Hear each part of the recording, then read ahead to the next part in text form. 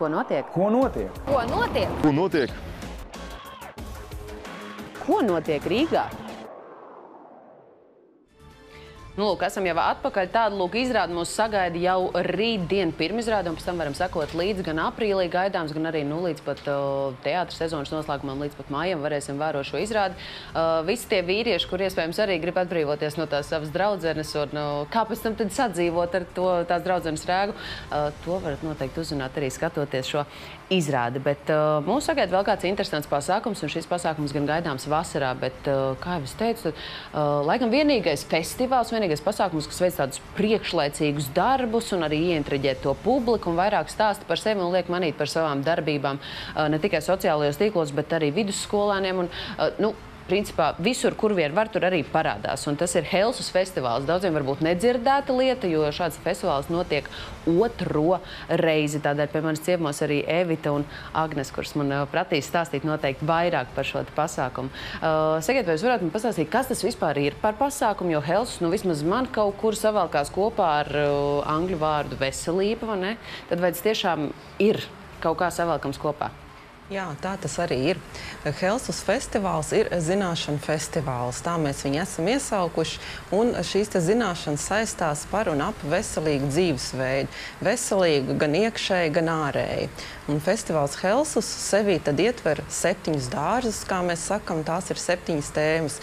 Veselība, bērni, dvēsele, sevis izziņa, fiziskās prakses un uzturs. Un tad, kā ir veicies iepriekšējā reizē, es saprotu, tad bija pasākums Rīgā, šeit pat tās Lucavas salā, tad šajā gadā ir nolemts to visu pārcelt mazliet tālāk no galvaspilsētas uz Jelgavu. Jā, tieši tā. Šogad mēs esam Jelgavā, Pasta salā. Jelgava arī ir veselīga dzīvesveida tādu uzturētāji, kas to piekop un arī saviem iedzīvotājiem tā kā veicina šo aktivitāti. Un mēs ar savu Helsus festivālu būtībā saplūdām, ka ar Jelgavas pilsētu teicām, taisam šo te festivālu kopīgi un taisam viņu šogad Jelgavā, Pasta salā.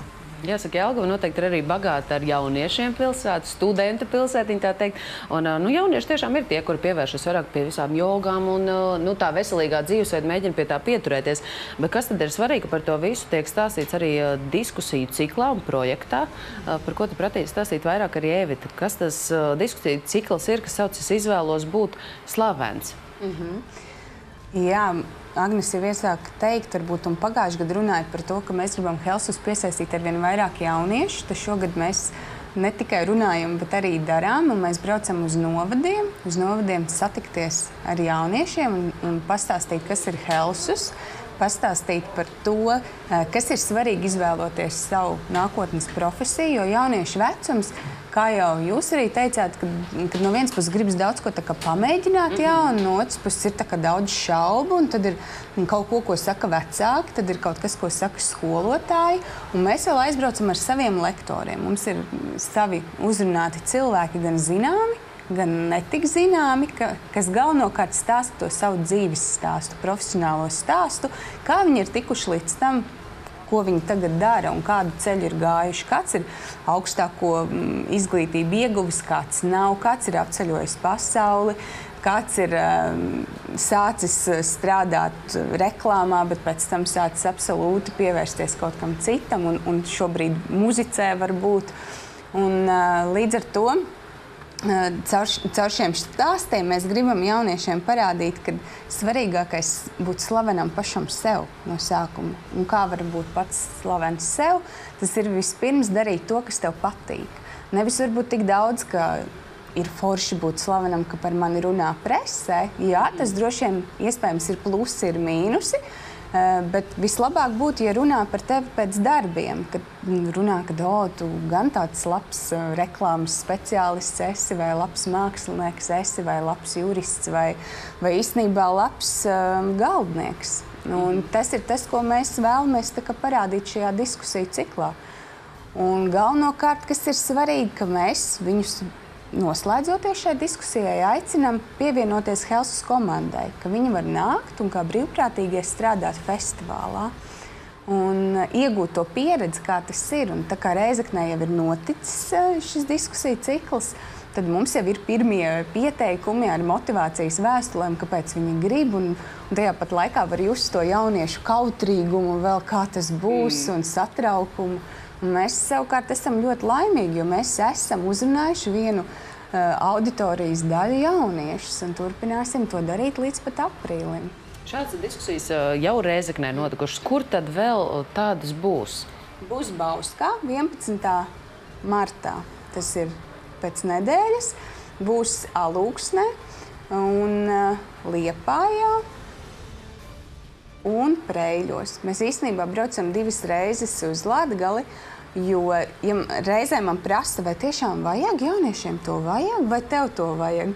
Un tad es saku, ka tad es sākotnēji tā kā nevaru saprast, jo droši vien arī, ka man vajag un mums patīk darīt to, ko mēs darām, bet mums jaunieši paši raksta, un, piemēram, uz Alūksni un uz Preiļiem mēs braucam tieši tāpēc, ka viņi ļoti vēlas, un viņi pat iet uz savām pašvaldībām un saka, lūdzu, izdariet tā, lai arī pie mums atbrauktu šis projekts, un tas ir, manuprāt, tāds gandarījums un prieks, kad es varu tagad teikt droši, jā, vajag, jauniešiem gribas to pieredzi un to diskusiju, jo patiešām mēs tā kā noslēdzot visu, noklausāmies tos lektorus, un tad mēs uztaisam tādu diskusiju, gan tos plusus, gan tos mīnusus tai slavai, ja, tai atpazīstamībai. Un arī tā argumentācija ir tik pamatota un tik interesanta, ka to mēs arī mēģinām piefiksēt un noteikti, ka iespējams radīsim iespēju arī festivālā attainot, kādas tad ir tās atbildes nākušas no jauniešiem. Kas tad ir vēl pozitīvā ziņa? Ir tas, ka festivāls, jāsaka, citi vēl domā, baigi tālu, ko tu vēl iespringt, vai ne, bet tas laiks jau sāk iet diezgan strauji, īpaši tagad jau pietuvojas pavasars. No 1. marta ir jau pārdošanā biļetes, vai ne? Jā. Tieši tā, no 1. marta var e-kasē iegādāties biļetes gan uz festivālu, gan arī īpaši es gribu izcelt un aicināt izmantot iespēju arī šeit redzamā ekrānā mūsu slavenā viesa kardiologa Pim van Lommela lekciju, kurš ierodās pie mums speciāli no Nīderlandes, ilgi viņu aicinājām, gaidījām, beidzot viņš būs pie mums. Tas ir ārsts, viens no nedaudzajiem, kuri pasaulē pēta to, kas notiek ar apziņu nāves brīdī.